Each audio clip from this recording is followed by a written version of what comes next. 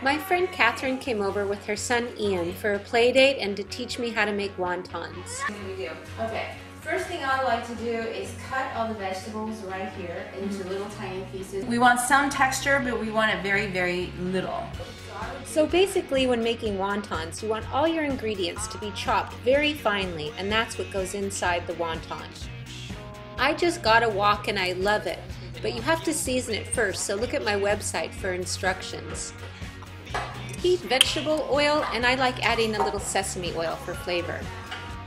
The first thing to go into the pan is usually onions and whatever chilies or seasoning you're using.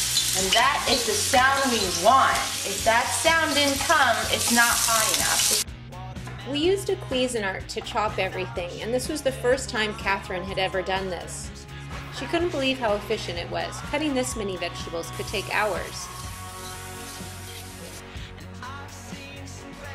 We also added mushrooms and fresh Napa cabbage. Instead of using pork or chicken, we used baked tofu for the wontons.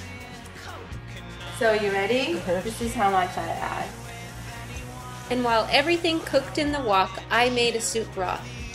Normally you could use a chicken broth or canned vegetable stock, but we had all these beautiful leftovers, so I decided to make the stock out of that. Just simmer the vegetables with some soy sauce. Coming out. You see that? So we want to make sure that that all goes away. We do not want that at the end before you put it in the skin because it'll make mush. Add a couple handfuls of fresh coriander, also known as cilantro, at the end. Stir that in, and then place everything in a large bowl to cool slightly before filling the wontons. Strain the broth with a fine sieve into a bowl, and then pour that back into the pan. Line a cookie sheet with wax paper or foil.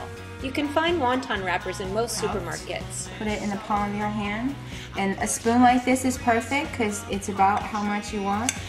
In a wonton like this, fill. You have to kind of judge, and as you go, you will realize if you have too much, you won't be able to wrap it.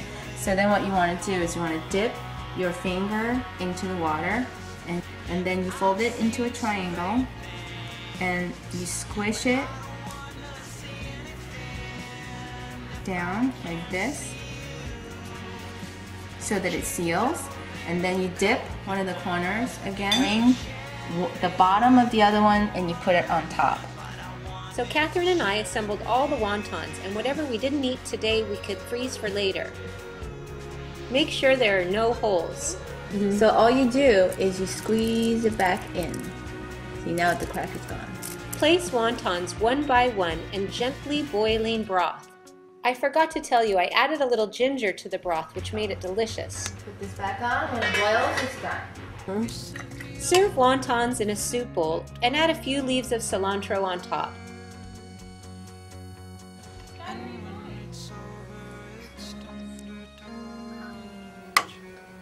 Like that?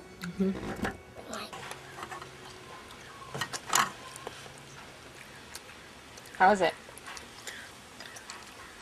Hi-ya!